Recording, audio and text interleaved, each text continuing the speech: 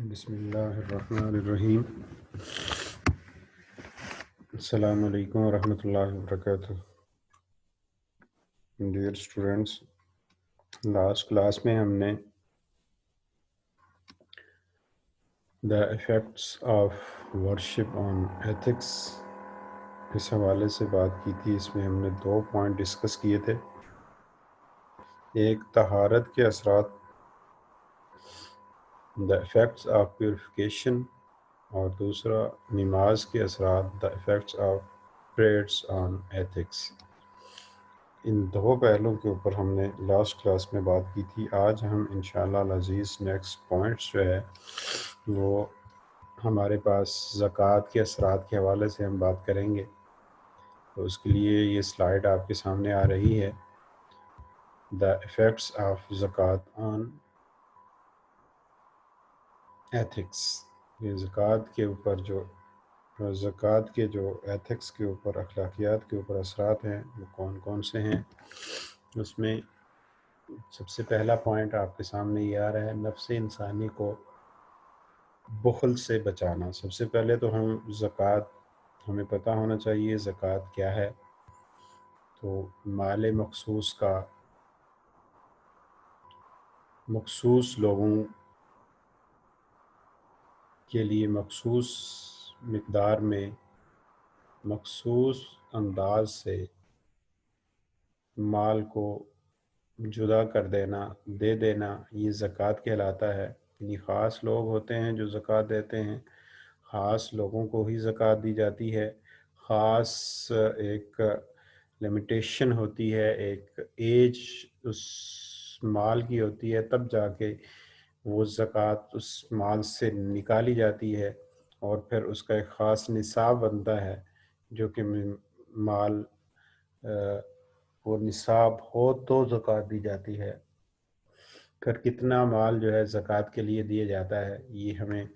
اس چیز کا اندازہ ہونا چاہیے۔ تو مخصوص مال جو ہے یہ 2.5% جو ہے یہ مخصوص مال کہلاتا ہے، جو کہ کسی مخصوص لوگوں کو دیا جاتا ہے۔ مخصوص لوگ جو سورہ توبہ کے اندر انما الصدقات للفقراء والمساکین والعاملین علیہا والمؤلفات، یعنی جو 8 مصارف زکوٰۃ ہیں، جو 8 مصرف بیان کیے گئے ہیں، وہ 8 لوگ جو ہے مخصوص لوگ ہوں گے جن کو وہ مخصوص مال یعنی 2.5% جو ہے وہ دیا جاتا ہے۔ اور جو صاحب نصاب ہوتا ہے، جس کے پاس وہ مال ہوتا ہے، وہ مال ہوتا کتنا ہے، جو ٹوٹل، تو وہ ہمیں پتہ ہونا چاہیے کہ وہ جو زکوٰۃ کا مال ہے، وہ زکوٰۃ جو ہے وہ 7.5 تولے سونا یا 52.5 تولہ چاندی، یا چاندی کی مقدار کے مطابق کسی کے پاس مال و دولت ہو تو اس کے اوپر زکوٰۃ جو ہے وہ فرض ہوتی ہے۔ وہ صاحب نصاب تب بنتا ہے جب کوئی بھی شخص صاحب نصاب اس وقت بنتا ہے جب اس کے پاس 7.5 تولے سونا یا 52.5 تولہ چاندی یا 52.5 تولہ چاندی کی مقدار کے مطابق اس کے پاس مال و دولت ہو، اور وہ پورا سال بھر اس کے پاس ضروریات زندگی سے ایکسٹرا پڑا ہوا ہو، تو یہ صاحب نصاب کہلاتا ہے۔ وہ اس کے اوپر زکوٰۃ جو ہے وہ فرض ہو جاتی ہے۔ تو یہ بھی مخصوص لوگ ہوتے ہیں۔ تو یعنی مخصوص لوگوں کو مخصوص مقدار میں ایک خاص مخصوص مدت کے بعد مال کا دے دینا، یہ زکوٰۃ کہلاتا ہے۔ مخصوص مدت سال کا بتا دیا میں نے کہ کسی کے پاس سال بھر جو ہے وہ پیسے پڑے ہوئے ہو۔ تو یہ ایک سادہ سے اس کی ایک تعریف بن گئی آپ کے پاس، یعنی زکوٰۃ کی۔ زکوٰۃ کا آپ کے پاس نصاب کا بھی آپ کو پتہ چل گیا کہ نصاب کیا ہوتا ہے، پھر کس کے اوپر زکوٰۃ فرض ہوتی ہے، صاحب نصاب کون ہو گیا، پھر اس کے بعد زکوٰۃ کا جو ڈیوریشن ہوتا ہے، کس مال کا کتنے عرصہ اس کے پاس پڑا رہنا ہو چاہیے جو کہ اس کے ضروریات زندگی سے زیادہ ہو،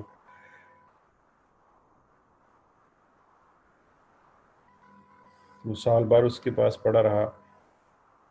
تو یہ ساری چیزیں کیا ہیں، زکوٰۃ کہلاتی ہیں۔ تو یہ زکوٰۃ کے جو اثرات ہیں اخلاق کے اوپر، وہ کس طریقے سے پڑھتے ہیں، تو اس میں پوائنٹ نمبر 1 ہم نے ڈسکس کرنا ہے کہ جو انسان کے اخلاق کو جو زکوٰۃ ہے وہ کس طریقے سے بہتر کرتی ہے۔ اس میں سب سے پہلے نفس انسانی کو بخل سے بچا دیتی ہے، یعنی جو انسان بخیل ہو جاتا ہے، اس کا کسی کو مال و دولت دینے کا دل نہیں چاہتا، تو جو شخص زکوٰۃ دیتا ہے تو وہ اس بیماری سے، بخل جیسی بیماری سے نجات حاصل کر لیتا ہے۔ سورہ تغابن کے اندر آیت نمبر 16 میں اللہ تعالیٰ نے ارشاد فرمایا وَمَن يُوقَ شُحَّ نَفْسِهِ فَأُولَئِكَ هُمُ الْمُفْلِحُونَ، اور جو کوئی اپنے نفسانی بخل و حرص سے بچا لیا گیا تو یہی لوگ فلاح پانے والے ہیں۔ یعنی کامیابی و کامرانی کا جو صحرا ہے وہ کس شخص کے سر پہ بٹھا دیا گیا، وہ کہا مَن یُوقَ شُحَّ نَفْسِهِ فَأُولَئِكَ هُمُ الْمُفْلِحُونَ، یعنی جس نے اپنے آپ کو بخل سے بچا لیا، بخل سے بچا کے رکھ لیا، تو وہ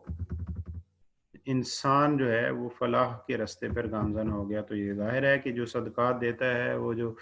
اپنے مال جو خود کماتا ہے اور اسی میں سے،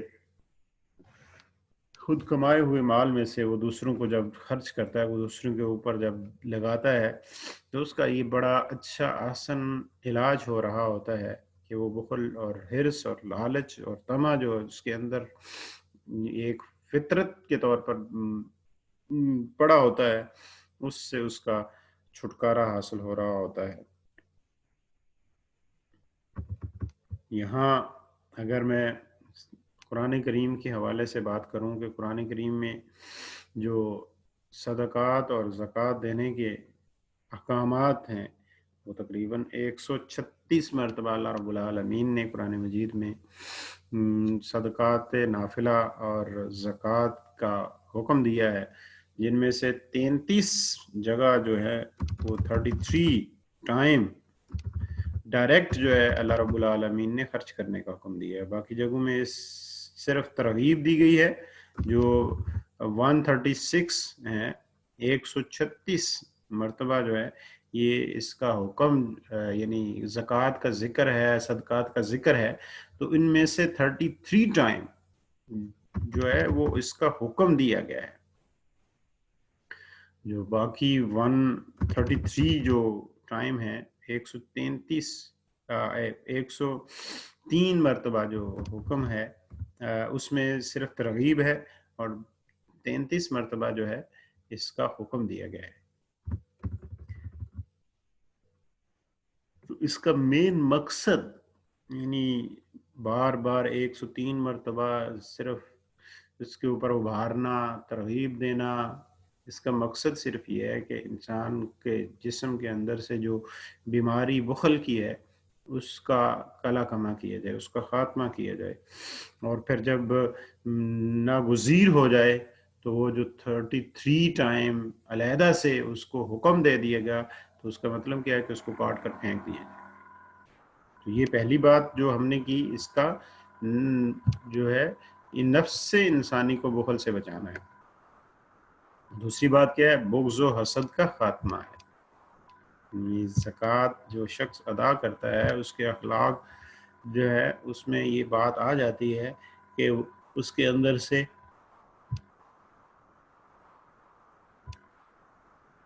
کینہ، عداوت، بغض یہ ختم ہو جاتا ہے۔ ظاہر ہے جو زکوٰۃ انسان دیتا ہے تو کسی غریب کو دیتا ہے، فقیر کو دیتا ہے، چونکہ وہ بھی اسی معاشرے کے اندر رہنے والے فرد ہوتے ہیں. معاشرے میں دو طرح کے فرد ہوتے ہیں، یا تو غریب ہوتا ہے یا امیر ہوتا ہے، یا وہ زکوٰۃ دیتا ہے یا زکوٰۃ لیتا ہے. ظاہر ہے زکوٰۃ دینے والے بھی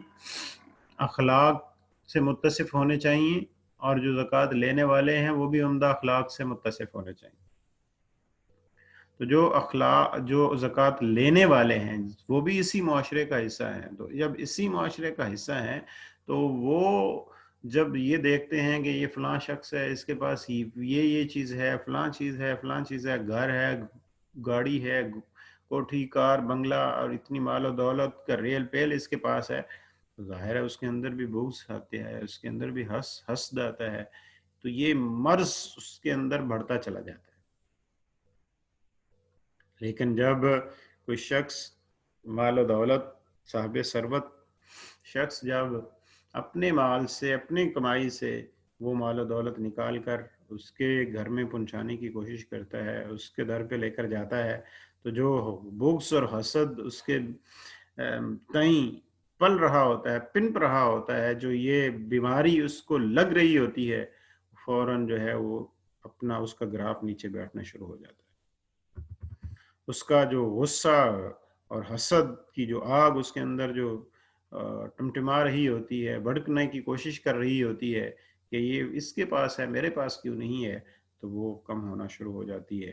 کہ نہیں، یہ اللہ کی طرف سے اگر اس کو عطا کیا ہو تو یہ اللہ نے ہی اس کو توفیق دی ہے، اس نے محنت و مزدوری کی ہے تو اللہ نے اس کو توفیق دی ہے، میرے گھر میں یہ چیز لے کر آیا ہے. اور یہ جو مہلک مرض ہے بغض اور حسد کا،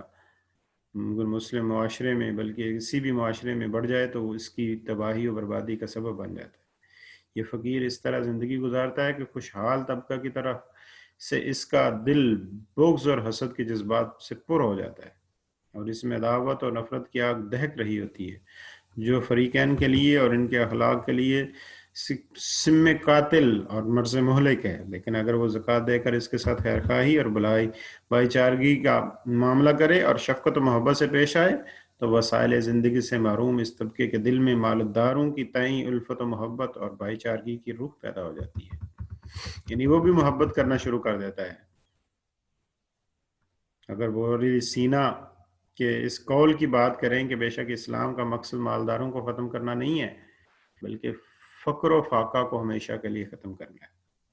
یعنی یہ نہیں ہے کہ مالداروں سے مال نکال کر ان کو غریب کرنا مقصد ہے، بلکہ جو غریب ہیں، جو غربت ہے، اس کا خاتمہ مقصد ہے. یہ اسلام کا مطمع نظر جو ہے، یہ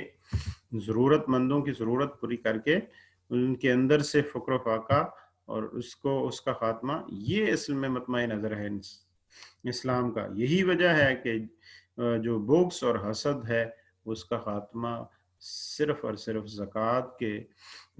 وجہ سے، زکوٰۃ دینے کی وجہ سے، جو معاشرے کا دوسرا فرد ہیں جو کہ کمائی اتنی نہیں ہوتی ان میں جو بغض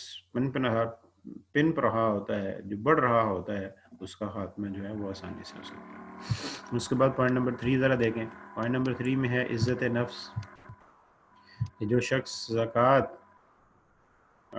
ادا کرتا ہے، زکوٰۃ کا قانون مسلمانوں کے اندر چونکہ عفت و پاک دامنی اور عزت نفس کی تعلیم دیتا ہے. اس کی بڑی مثالیں اگر ہم موطا امام مالک کو دیکھیں یا صحیح بخاری کو دیکھیں تو حضرت ابو ہریرہ رضی اللہ تعالیٰ عنہ کی روایت ہمیں ملتی ہے کہ رسول اللہ صلی اللہ علیہ وسلم نے فرمایا کہ قسم ہے اس ذات کی کہ جس کے قبضہ میں میری جان ہے، اگر کوئی شخص اپنی رسی لے اور لکڑی کا گٹھا اپنی پیٹھ پر لاد کر لائے اور اس کو فروخت کر کے اپنی ضرورت پوری کرے تو یہ اس سے بہتر ہے کہ کسی سے جا کر سوال کرے،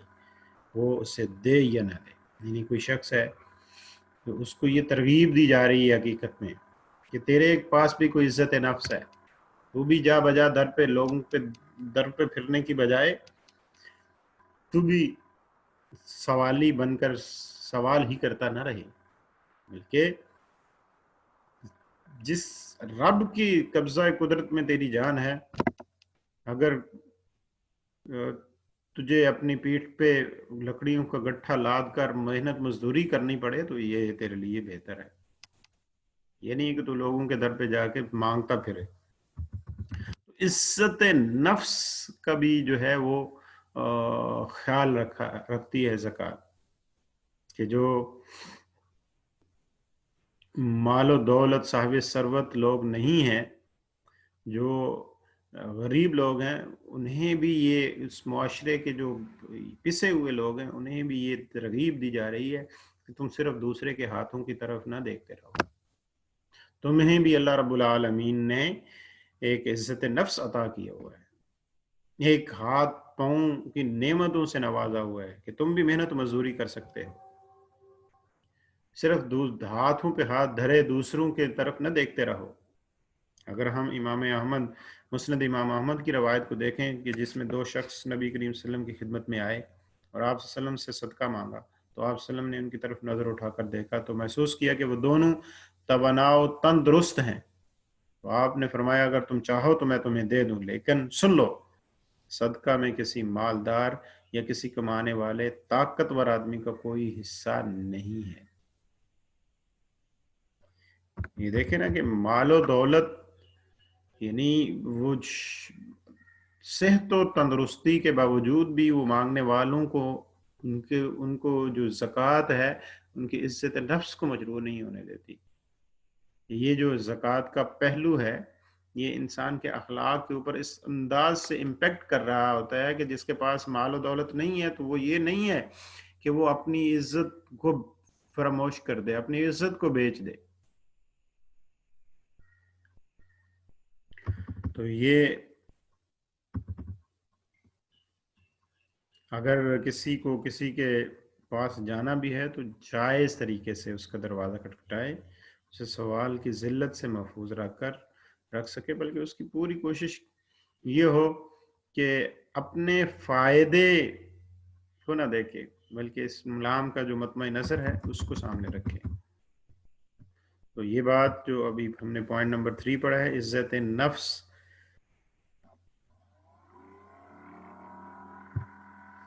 ہم نے معاشرے کے اس فرد کی یہاں پہ بھی اس پوائنٹ نمبر 2 میں بغض و حسد میں بھی اور عزت نفس میں بھی ہم نے معاشرے کے اس فرد کی بات کی ہے کہ جو زکوٰۃ لیتا ہے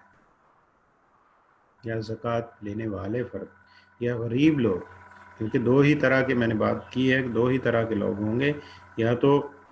زکوٰۃ دینے والے ہوں گے یا لینے والے ہوں گے۔ تو ظاہر ہے کہ دونوں کے اخلاق کو بہتر بنانا یہ اسلام کا مطمع نظر ہے۔ تو اس میں ہم نے ابھی جو ان دونوں پوائنٹس میں ہم نے جو بات کی ہے وہ عزت نفس اور نفس بغض و حسد کی جو بات کی ہے وہ ان لوگوں کی بات کی ہے کہ جو زکوٰۃ پے نہیں کر سکتے۔ اب ہم پوائنٹ نمبر 4 کی طرف آتے ہیں کہ اثار و قربانی کی بات کرتے ہیں۔ یہ دیکھیں پوائنٹ نمبر 4 ہے اثار و قربانی، یعنی جو زکوٰۃ ادا کرتا ہے،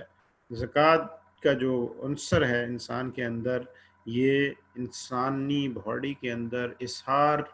اور قربانی کا جذبہ پیدا کر دیتا ہے۔ زکوٰۃ آدمی کو جود و کرم، عطا و نوال اور اظہار و قربانی کے پاکیزہ اخلاق سے متصف کرتا ہے۔ اس کی وہ حالت نہیں ہوتی کہ کسی فقیر اور محتاج کو دیکھ کر اس کی آنکھیں پتھرا جائے اور دل مضطرب ہو جائے اس اندیشے سے کہ کہیں اس کا حق نہ دینا پڑے،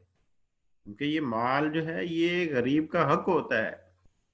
جس کے نتیجے میں اس کا مال کم ہو جائے اور اس کی دولت گھٹ جائے، ایسا نہیں ہے، بلکہ اس سے اس بات کا یقین ہوتا ہے کہ اللہ تعالیٰ نے خرچ کرنے کی صورت میں بدل عطا کرنے اور زیادہ دینے کا اپنے اس فرمان میں وعدہ فرمایا ہے۔ وَمَا أَنفَقْتُم مِّن شَيْءٍ فَهُوَ يَخْلُفُ وَهُوَ خَيْرُ الرَّازِقِينَ۔ سورہ سبا کے اندر آیت نمبر 35 کو دیکھیں، اور تم جو چیز بھی خیرات کرو گے اللہ تعالیٰ کو اس کا عوض عطا فرمائے، اللہ تعالیٰ تم کو اس کا بدلہ دے گا اور وہ سب سے بہتر روزی دینے والا ہے۔ لہٰذا اس کی سخاوت بڑھ جاتی ہے اور اس کی بخشش و نوازش جو ہے مسلسل جاری رہتی ہے، اور یہ امید اور کامل یقین اسے خرچ کرنے پر وعدہ کرتا ہے کہ اللہ تعالیٰ اس کے رزق میں برکت دے گا۔ اب صحابہ رضی اللہ تعالیٰ عنہم کی زندگیوں کو دیکھ لیں، ہم یہ تو بڑے فخر سے کہتے ہیں کہ حضرت ابوبکر صدیق رضی اللہ تعالیٰ عنہ نے جو ہے وہ غزوہ تبوک کے اندر اپنے گھر کا سارا مال دے دیا. یہ وصف ان کے ہاں کہاں سے آیا؟ اللہ کے نبی صلی اللہ علیہ وسلم کی تربیت اور جود و سخا سے آیا. یہ وصف، یہ اخلاق کا یہ جو پہلو ہے، یہ اللہ رب العالمین کی طرف سے انہیں جو نصیب ہوا، اس میں ایک بڑا ہاتھ زکوٰۃ کا بھی ہے، صدقات کا بھی ہے. کہ حضرت عمر رضی اللہ تعالیٰ عنہ جیسی شخصیت جو ہے آدھا مال لے کر آ رہے ہیں، تو حضرت ابوبکر صدیق رضی اللہ تعالیٰ عنہ اپنے گھر کا سارا مال لے کر آ رہے ہیں. جب یہ ہم ان چیزوں کو دیکھتے ہیں تو ہمیں اپنی پریکٹیکل لائف میں بھی یہ چیز لے کے آنی ہے کہ اگر ہم انہی کے نام لیوا ہیں، ہم صحابہ رضی اللہ تعالیٰ عنہ ان کے طرز زندگی کو بھی پھر ہم نے دیکھنا ہے کہ اگر انہوں نے اس طریقے سے زندگی گزاری ہے تو ہمیں بھی اپنی ان زندگی کے اندر یہ سخاوت، جود و سخا کا پہلو لے کر آنا ہے. حضرت سیدنا عبد الرحمن بن عوف رضی اللہ تعالیٰ عنہ بہت بڑے سخی اور فیاض تھے. جب ان سے اس بے مثال جود و سخا کا فلسفہ دریافت کیا گیا، یعنی ان سے پوچھا گیا کہ یہ جود و سخا کا فلسفہ کیا ہے، تو انہوں نے فرمایا کہ اللہ تعالیٰ نے مجھے ایک چیز کا عادی بنا دیا. یعنی وہ لوگ کیونکہ بہت بڑے یہ سخی تھے، حضرت عبد الرحمن بن عوف رضی اللہ تعالیٰ عنہ بہت بڑے سخاوت کے مالک تھے. لوگوں نے پوچھا کہ یہ آپ کے ہاں یہ آپ کو کیسے مل گئی یہ چیز؟ انہوں نے کہا کہ مجھے ایک چیز کا اللہ نے عادی بنایا اور میں نے اللہ کو ایک شے کا عادی بنا دیا. بس میں اللہ کے ساتھ اپنی عادت کو نہیں چھوڑوں گا، ورنہ اللہ میرے ساتھ اپنی عادت کو بدل دے گا. یعنی اللہ نے مجھے ایک چیز کا عادی بنایا ہے کہ تو نے دینا ہے، اور میں نے اللہ کو ایک چیز کا عادی بنا دیا ہے، جب میں دیتا ہوں تو اللہ مجھے اس سے بھی زیادہ دیتا ہے. ٹھیک ہے نا؟ یہ حضرت عبد الرحمن بن عوف فلسفہ سمجھا رہے ہیں جود و سخا کا کہ اللہ نے مجھے عادی بنایا کہ تم لوگوں کو دو، اور میں نے اللہ کو عادی بنایا کہ وہ اللہ مجھے دیتا ہے. بس میں اللہ کے ساتھ اپنی عادت کو نہیں چھوڑوں گا، ورنہ اللہ میرے ساتھ اپنی عادت کو چھوڑ دے گا. اگر میں لوگوں کو نہیں دوں گا تو اللہ رب العالمین مجھے بھی نہیں دے گا. ان کا مقصد یہ تھا کہ اللہ نے رزق کی کشادگی اور فراوانی دے کر انہیں زیادہ خرچ کرنے کا عادی بنا دیا ہے، لہذا وہ خرچ کرنا نہیں چھوڑیں گے، ورنہ اللہ کی عطا کی ہوئی کشادہ روزی کا سلسلہ بھی بند ہو جائے گا. تو یہ جود و سخا جو ہے انسان کے اندر کس سے آتا ہے؟ زکوٰۃ ادا کرنے سے آتا ہے، اظہار کا جذبہ پیدا ہوتا ہے. پھر ہم پوائنٹ نمبر 5 کی طرف جا رہے ہیں، اجتماعی تربیت کی بات کر رہے ہیں کہ جو زکوٰۃ ہے یہ انسان میں اجتماعی تربیت پیدا کرتی ہے، کہ زکوٰۃ انسان کے اندر دوسروں کی محبت اور ان کی ضرورت کا احساس پیدا کرتی ہے. جب دوسروں کی محبت پیدا ہوگی اور ان کی ضروریات کا احساس پیدا ہوگا تو کیا ہے؟ اجتماعی تربیت ہو رہی ہوگی. دوسروں کے بارے میں جانکاری حاصل کرنے، ان کے حالات کی تفتیش کرنے، ان کی مدد کے لیے اٹھنے اور ان کی کفالت کے لیے کوشش کرنے کا رجحان پیدا ہوتا ہے. قرآن کریم نے ہماری توجہ اس جانب مبذول کی ہے کہ ہم عمومی شکل یا ظاہری طور پر سوال سے احتراز کرنے کا خیال و اعتبار کیے بغیر لوگوں کی ضروریات کی تحقیق کریں. اس وقت یہاں ایسے فقراء بھی ہیں جن پر قرآن کریم کی بیان کردہ یہ تعریف صادق آتی ہے کہ جو شخص ان کے حال سے ناواقف ہے وہ انہیں ان کے سوال سے باز رہنے اور نہ مانگنے کی وجہ سے مالدار سمجھا جاتا ہے. آپ انہیں ان کی نشانی سے پہچان لیں گے، وہ لوگوں سے لپٹ کر سوال نہیں کرتے. یہ قرآن کریم اگر ہم سورہ بقرہ کو دیکھیں، یحسبہم الجاہل اغنیاء من التعفف تعرفہم بسیماہم لا یسألون الناس الحافا. سورہ بقرہ آیت نمبر 273 کے اندر اللہ رب العالمین نے فرمایا یحسبہم الجاہل اغنیاء من التعفف، تعرفہم تم انہیں پہچان لوگے، بسیماہم ان کی پیشانیوں سے، کہ لا یسألون الناس الحافا، لوگوں سے لپٹ لپٹ کر سوال نہیں کرتے ہیں. تو پھر کیا ہے؟ اجتماعی تربیت کس طریقے سے ہوگی؟ ہمارا معاشرہ جو ہے وہ کس طریقے سے جو ہے وہ ان کی تربیت اجتماعی طور پر ہوگی کہ پھر ہم نکل پڑیں گے. ہم لوگوں کی ضروریات کو دیکھنے کے لیے کہ کس کو کس چیز کی ضرورت ہے. کسی کو پانی کی ضرورت ہے. جس طریقے سے ہمارے معاشرے کے اندر بہت سارے لوگوں نے اللہ کے فضل سے بہت سارے پانی کے حوالے سے جو ہے وہ واٹر فلٹر لگا دیے ہیں. ہمارے معاشرے کے اندر یہ لوگ ہیں جنہوں نے لوگوں کی ضروریات زندگی کو دیکھتے ہوئے بغیر کسی طمع اور بغیر کسی لالچ کے لنگر خانے کھول دیے ہیں. بغیر کسی لالچ اور طمع کے اپنی جائیدادوں کو تقسیم کر دیا لوگوں کے اندر. تو یہ کیا ہے؟ تعرفهم بسیماہم لا یسألون الناس الہافا، کہ وہ دیکھتے رہتے ہیں کہ یہ بندہ ضرورت اسے ہے کہ نہیں ہے. وہ خود سے اس بات کی طرف، اللہ کی طرف سے اس کے دل کے اندر یہ بات آتی ہے. جو زکوٰۃ دینے والا ہوتا ہے، جو صاحب ثروت ہوتا ہے، جو مالدار ہوتا ہے، اجتماعی تربیت اس کی اس انداز سے ہو رہی ہوتی ہے. زکوٰۃ اندر سے اس کو یہ بات باور کرا رہی ہوتی ہے کہ بھائی نہیں، آپ نے اب بیٹھنا نہیں ہے، تیرے پاس مال و دولت ہے، تو صاحب ثروت ہے، صاحب نصاب ہے، تو پھر اجتماعی تربیت اس انداز سے تیری ہونی چاہیے کہ تو نے خود سے ڈھونڈنا ہے لوگوں کو. امام شافعی کس انداز سے فرماتے ہیں کہ کبھی انسان اپنی کمائی کے ساتھ ایک درہم سے بھی مالدار ہو جاتا ہے، اور کبھی اپنے ضعف و مجبوری اور کثرت عیال کی وجہ سے 1000 درہم ہونے کے باوجود بھی فقیر رہتا ہے. یہ نہیں کہ بس یہ دیکھا جائے کہ یار یہ تو لاکھوں تنخواہ لے رہا ہے، اس کی تنخواہ تو ہزاروں اور لاکھوں میں ہے، لیکن یہ خیال نہیں کیا مال و دولت اور صاحب ثروت لوگوں نے اور صاحب نصاب لوگوں نے کہ اگر اس کے پاس لاکھ روپیہ تنخواہ آ رہی ہے تو اس کے اہل و عیال جو ہے وہ کتنے ہیں، اس کا خرچہ کتنا ہے. کہیں کوئی ایسی نوبت تو نہیں آ جائے گی کہ یہ سفید پوش جو ہے یہ کسی سے مانگ تو نہیں رہا، لیکن کہیں ایسا نہ ہو کہ وقت آ جائے کہ یہ اسے مانگنا پڑ جائے. اس کا مطلب یہ نہیں کہ تجسس سے کام لیا جائے اور لوگوں کی خفیہ باتوں کی ٹو میں لگا رہے، یہ بھی نہیں ہے، بلکہ ان کی حاجتوں کا پتہ چلایا جائے. ضرورتوں کا تو پتہ کرنا چاہیے نا، قبل اس کے کہ فقر و فاقہ اس پر اپنا پنجہ گڑے، بھیک مانگنے پر مجبور کر دے. تو ایسی حالات سے پہلے پہلے جو اجتماعی جو تربیت ہے وہ اس انداز سے ہو جانی چاہیے ہماری کہ ہم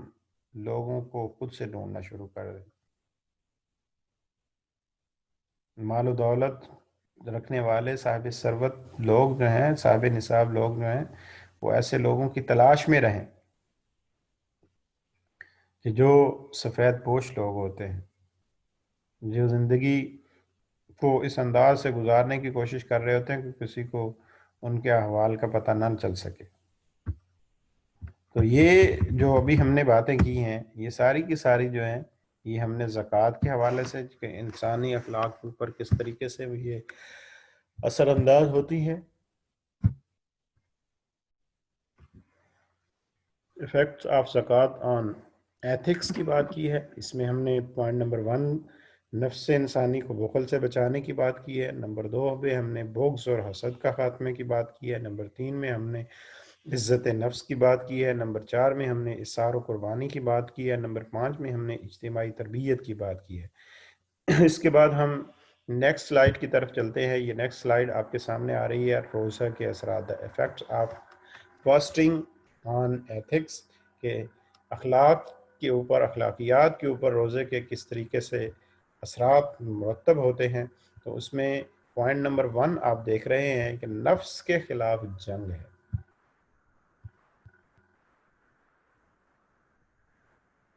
چونکہ یہ جو نفس ہے، انسانی نفس جو ہے انسان کا، یہ سب سے بڑا جو جہاد جس کے خلاف جہاد قرار دیا ہے وہ نفس انسانی ہی ہے. جب نبی کریم صلی اللہ علیہ وآلہ وسلم اس کے ایک غزوے سے واپس آتے ہیں تو نبی رحمت صلی اللہ علیہ وآلہ وسلم صحابہ سے مخاطب ہو کے فرماتے ہیں رجعنا من الجہاد الاصغر الى جہاد الاکبر، کہ ہم جہاد اصغر سے جہاد اکبر کی طرف واپس لوٹے. صحابہ رضی اللہ تعالیٰ عنہم نے عرض کیا یا رسول اللہ صلی اللہ علیہ وآلہ وسلم، یہ جہاد اکبر کون سا ہے؟ تو اللہ کے رسول صلی اللہ علیہ وسلم نے فرمایا ہی مجاہدۃ بالنفس، ہی مجاہدۃ بالنفس، کہ نفس کے خلاف جو مجاہدہ ہے، نفس کے خلاف جو جہاد ہے، یہ جہاد اکبر ہے۔ نفس کے خلاف جہاد کیا ہے؟ جہاد اکبر ہے۔ تو اس میں چونکہ ہم جو ابھی بات کرنے جا رہے ہیں، جو عبادات میں سے روزے کی جو عبادت ہے، اس کا جو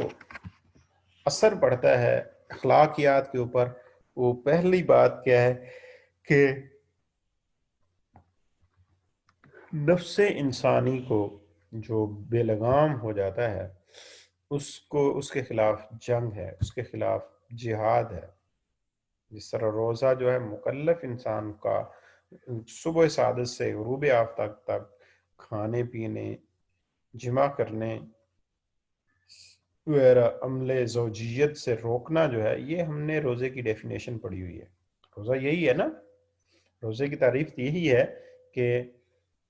صبح صادق سے لے کر غروب آفتاب تک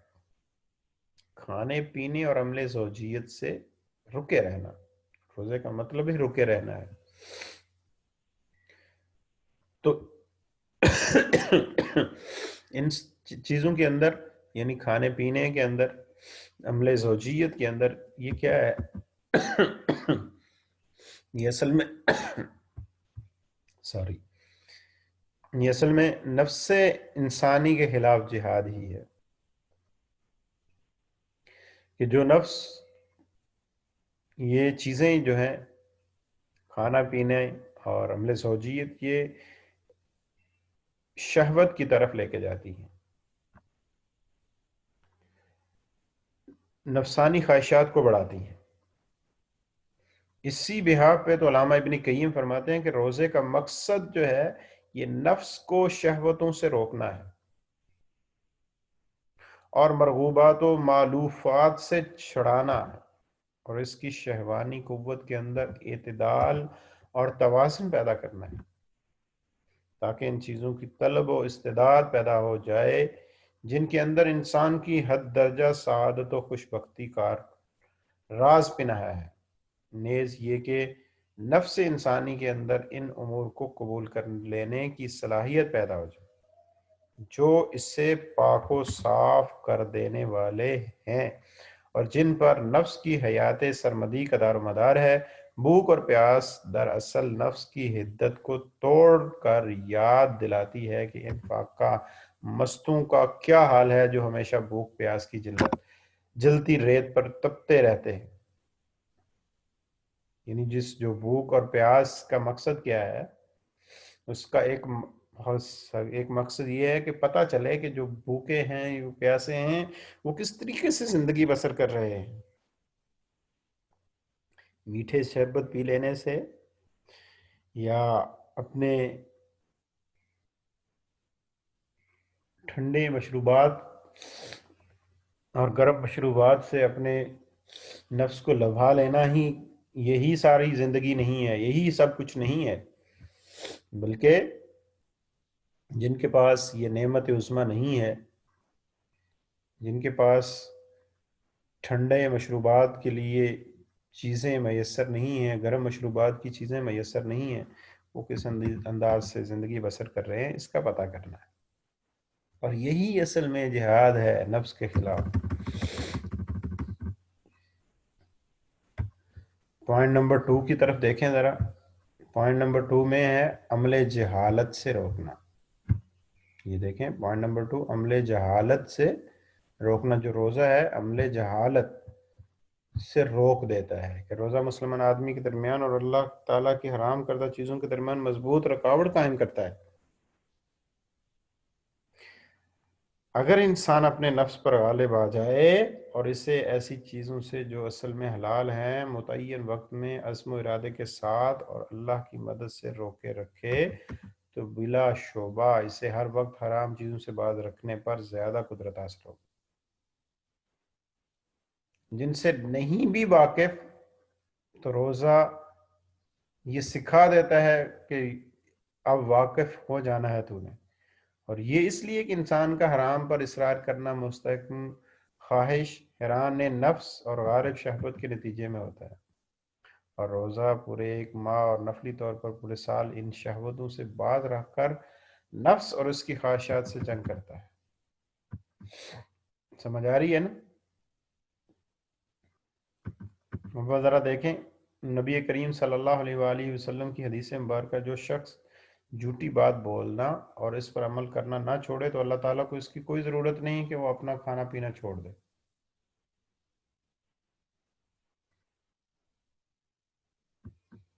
یعنی چاہتے جانتے ہوئے نہ جانتے ہوئے بھی کوئی شخص جو ہے وہ اپنی روزمرہ زندگی گزار رہا ہے اور ساتھ ساتھ جھوٹ بولتا چلا جا رہا ہے، ساتھ ساتھ جو ہے وہ اس کا عمل جھوٹوں کی طرح چلتا چلا جا رہا ہے، تو جو عمل جہالت ہے اس کا خاتمہ مقصود ہے روزے کا۔ نہیں جی مجھے تو پتہ ہی نہیں تھا، ایسی بات نہیں ہے۔ روزے کی حالت یہ بتا رہی ہے کہ یہ جو آپ کی اچھے کام ہیں، جو اچھی باتیں ہیں، اس سے اگر تو رک گیا ہے، کھانا پینا یہ تجھے حلال تھا تیرے لیے، تو اس سے رک گیا، اس سے باز ہو گیا، یہ جو جھوٹ ہے یہ تو پہلے ہی تیرے اوپر حرام ہے، یہ پہلے ہی اس سے تو نے بچنا ہے، تو نے محفوظ رہنا ہے، تو اس سے بدرجہ اتم تو نے اس کو چھوڑنا ہے۔ جس طرح ہم نے بات کی تھی کہ جھوٹ، ایک شخص جب نبی کریم صلی اللہ علیہ وسلم کے پاس آ کے عرض کرتا ہے یا رسول اللہ صلی اللہ علیہ وآلہ وسلم، میں چونکہ نیا نیا مسلمان ہوا ہوں، ابھی دائرہ اسلام میں داخل ہو رہا ہوں، میرے اندر فلاں فلاں جو ہے وہ کامی ہے، یہ برائی بھی، چوری کی برائی بھی ہے، زنا کی برائی بھی ہے، چوری کی بھی ہے، دیگر غیبت اور باقی بہت سارے برائیوں کے نام لکھ کر انہوں نے گن کر نبی رحمت صلی اللہ علیہ وسلم کو بتایا، تو اللہ کے رسول صلی اللہ علیہ وسلم عرض کیا یا رسول اللہ ان میں سے کوئی ایک کا آپ مجھے حکم دیں کہ اس کو میں فی الحال فوراً اس کو چھوڑ دوں، جو کہ حاذق طبیب نبی صلی اللہ علیہ وآلہ وسلم نے فرمایا ان میں سے آپ جھوٹ بولنا چھوڑیں، باقی کا ذکر نہیں کیا، ہمارے جھوٹ بولنا چھوڑ دیں، کر گئے۔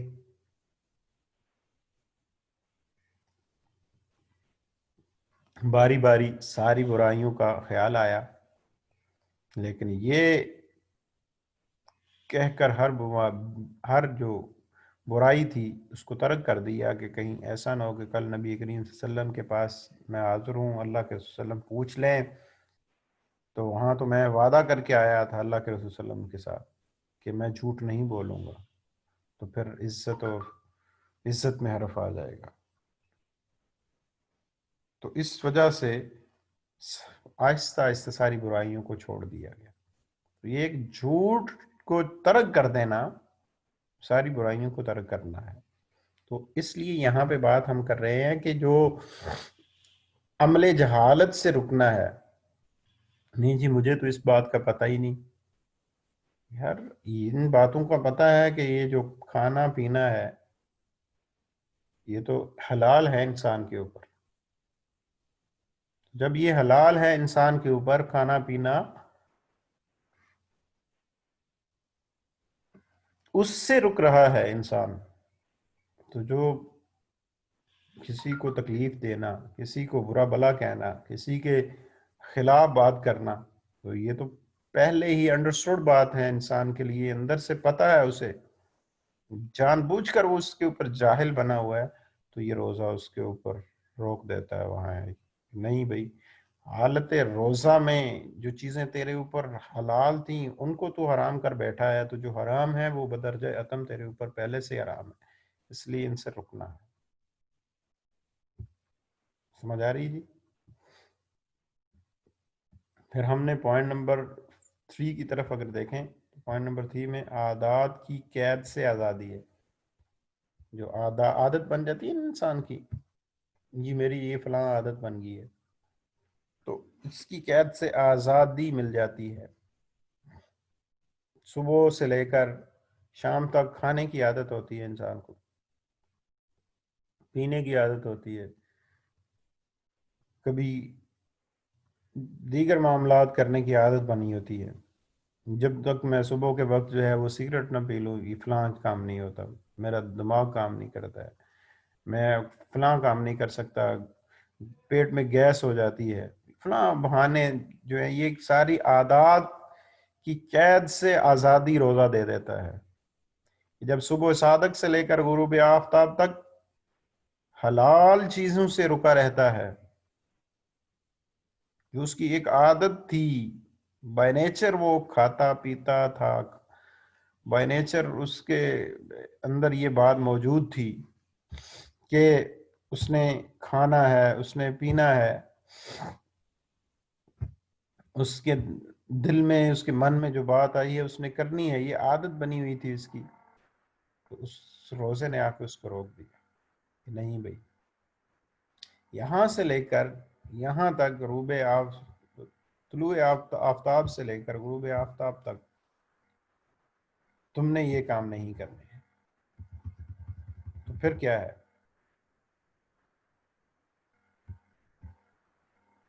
تو جو اس کی عادات ہیں، جو اس کی عادتیں، جو کیا انسان کہتا ہے نا کہ میری تو عادت بن چکی ہے، اس سے آزادی حاصل ہو جاتی. جو کہتا ہے نا کہ میری عادت ہے بات بات کے اوپر کسی کو برا بلا کہنا، بات بات پہ کسی کو گالی دینا، بات بات پر کسی کے خلاف بات کر دینا، میری تو یار یہ عادت ہی بن گئی.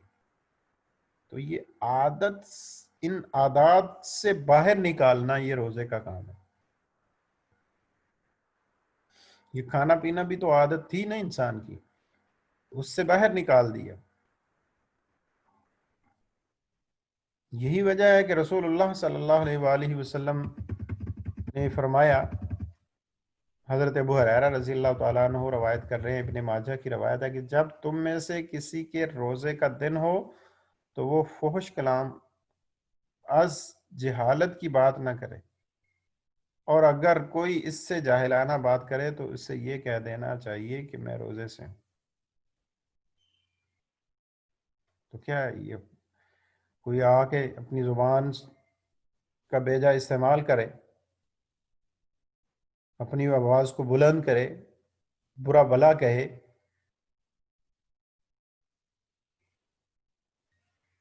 تو اس کو صرف اتنا کہہ دے کہ نہیں بھائی، اب یہ بات عادت میری رہی نہیں ہے، میں روزے سے ہوں، یہ روزے نے مجھے سکھا دیا ہے کہ اپنی زبان کا بیجا استعمال نہیں کرنا ہے، طیش میں نہیں آنا ہے، آواز کو بلند نہیں کرنا ہے.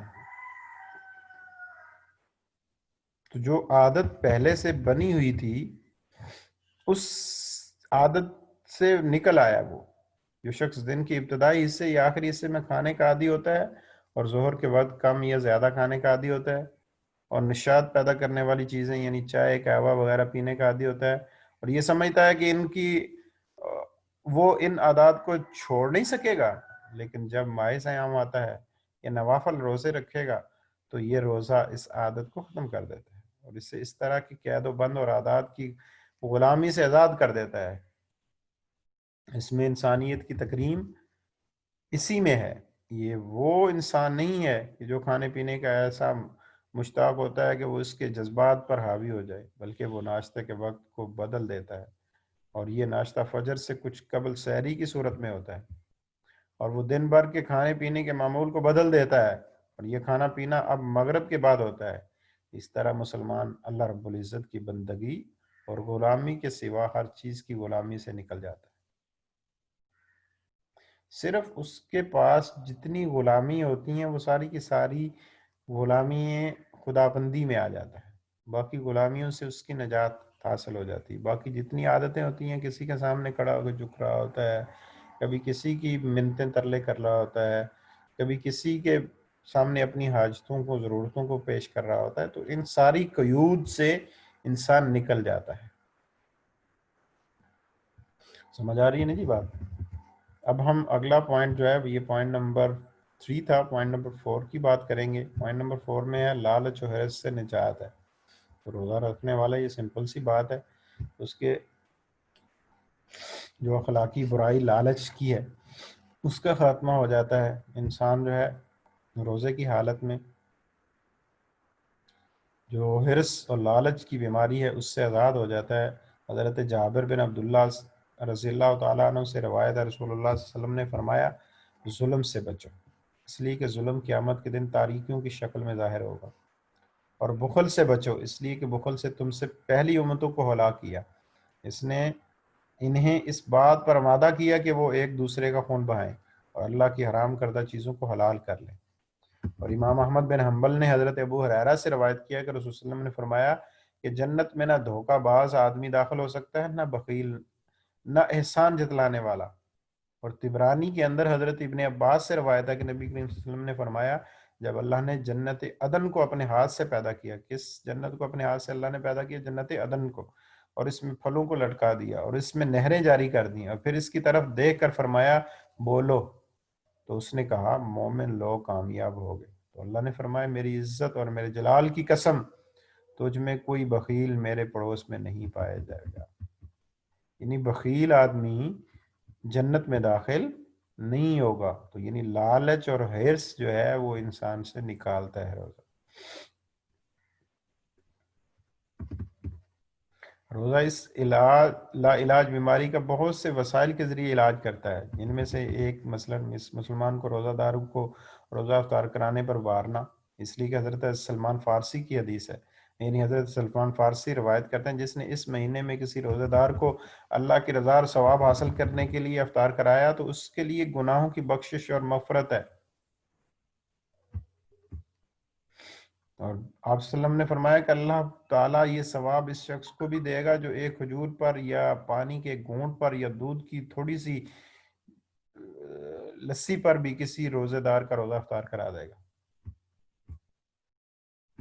اسی ماہ مبارکہ میں جہنم کے دروازے بند کر دیے جاتے ہیں اور جنت کے دروازے کھول دیے جاتے ہیں اور سرکش شیاطین قید کر دیے جاتے ہیں، اور یہ ندا لگائی جاتی ہے کہ اے خیر کے طالب آگے بڑھ اور شر کے طالب رک جا.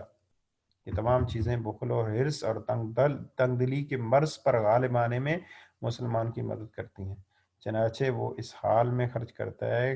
کہ جود و سخا سے باز رکھنے والی چیزوں سے محفوظ و مامون رہتا ہے. نبی کریم صلی اللہ علیہ وسلم کی اتباع و اقتداء کی محبت اس کے لیے صحیح بخاری کے اندر اس طریقے سے ہے کہ حضرت ابن عباس رضی اللہ تعالیٰ عنہ روایت کر رہے ہیں کہ نبی کریم صلی اللہ علیہ وسلم خیر کی بخشش اور خلق اللہ کی نفع رسانی میں اللہ کے سب بندوں سے فائق تھے، یعنی آگے بڑھ جاتے تھے، اور رمضان مبارک میں آپ کی یہ کریمانہ صفت اور زیادہ بڑھ جاتی تھی. جبکہ جبرائیل امین آپ سے ملتے تھے تو جب جبرائیل امین علیہ الصلاۃ والسلام آپ سے ملتے تو آپ صلی اللہ علیہ وسلم کی اس کریمانہ نفع رسانی اور خیر کی بخشش میں اللہ کی بھیجی ہوئی ہواؤں سے بھی زیادہ تیزی آ جاتی اور زور پیدا ہو جاتا. پھر یہی وجہ ہے کہ یہ جو عنصر انسان کے اندر یہ لالچ اور حرص کا جو ہے یہ ختم کس طریقے سے ہو جاتا ہے اگر ہم صدقہ فطر کو دیکھ لیں. نماز عید سے قبل انسان جو ہے یہ صدقہ فطر ادا کر دیتا ہے تاکہ لالچ حرص اور طمع جو ہے یہ انسان کے جسم سے نکل جائے. اس میں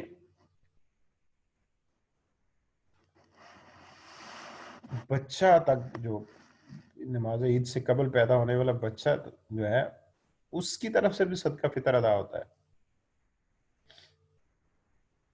اور اس سے کیا ہوتا ہے کہ جو صدقہ فطر دینے والا ہوتا ہے اس کے اندر سے حرص اور لالچ ختم ہو رہا ہوتا ہے، کیونکہ نبی کریم صلی اللہ علیہ وسلم نے فرمایا صدقہ فطر کو فرض کیا گیا ہے کہ وہ روزہ دار کے لغو و لا یعنی بے حیائی کی باتوں کے لیے کفارہ ہو اور اس سے مساکین کے کھانے کا انتظام ہو.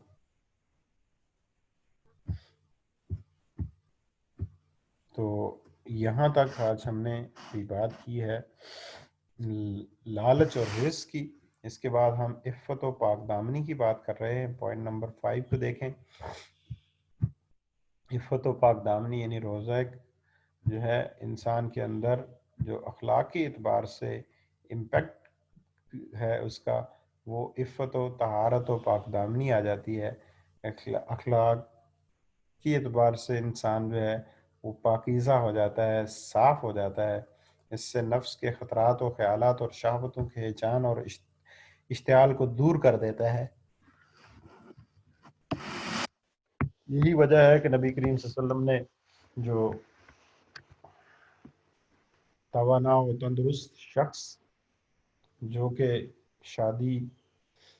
کی استطاعت نہیں رکھتا، تو اس کو یہی کہا گیا کہ آپ اپنی نفسانی خواہشات پر قابو پانے کے لیے، اپنی عفت اور طہارت اور پاکیزگی کو بحال کرنے کے لیے تیرے پاس جو فارمولہ تجھے دیا جا رہا ہے وہ یہی ہے کہ تو روزہ رکھا کر. نبی رحمت صلی اللہ علیہ وسلم کی جو حدیث مبارکہ علامہ ابن حجر نے بیان کی ہے، روایت کی ہے کہ نبی کریم صلی اللہ علیہ وسلم نے فرمایا، اے نوجوانوں کی جماعت، تم میں سے جو شخص شادی کی ذمہ داریوں سے عہدہ برا ہونے کی استطاعت رکھتا ہو اسے چاہیے کہ شادی کر لے، اس لیے کہ یہ نگاہوں کو پست رکھنے والی اور شرمگاہوں کو محفوظ رکھنے والی چیز ہے. اور جو شخص اس کی قدرت نہ رکھتا ہو اسے چاہیے کہ روزہ رکھے، اس لیے کہ روزہ اس کی شہوت کو توڑنے والی چیز ہے. اس کی شرح کے اندر علامہ ابن حجر جو لکھتے ہیں، یہ میں آپ کے سامنے ذرا اس کو شیئر کرنے کی کوشش کر رہا ہوں. اس کو ذرا دیکھیں ایک سیکنڈ کے لیے.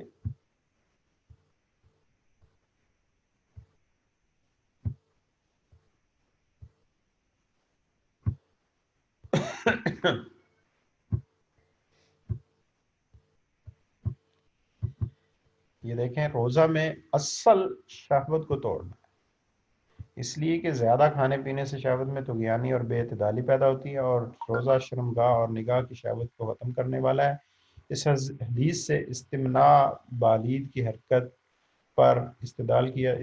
کیا جاتا ہے، اس لیے کہ رسول صلی اللہ علیہ وسلم نے نکاح کی سے عاجز ہونے کی صورت میں روزہ رکھنے کی طرف راہنمائی فرمائی، جو شہوت کو دفع کرنے والا ہے تو ہے. اگر استمناء جائز ہوتا تو اس کی طرف رہنمائی کرنا زیادہ آسان ہے. یہ بات آپ ذرا اس کو نوٹ فرما لیں اپنے پاس کہ روزہ جو ہے یہ عفت و پاک دامنی کا ذریعہ بن جاتا ہے. کہ انسان روزہ رکھتا ہے تو روزے سے انسان پاکیزہ ہو جاتا ہے، اس کے اندر پاک دامنی آ جاتی ہے. تو یہاں تک آج ہم بات کر رہے ہیں. نیکسٹ سلائیڈ کے اندر انشاءاللہ ہم جو ہے وہ بات کریں گے حج کے حوالے سے، کہ حج جو ہے کس طریقے سے انسانی زندگی کے اوپر اثر انداز ہوتا ہے. اسی کے ساتھ اللہ حافظ.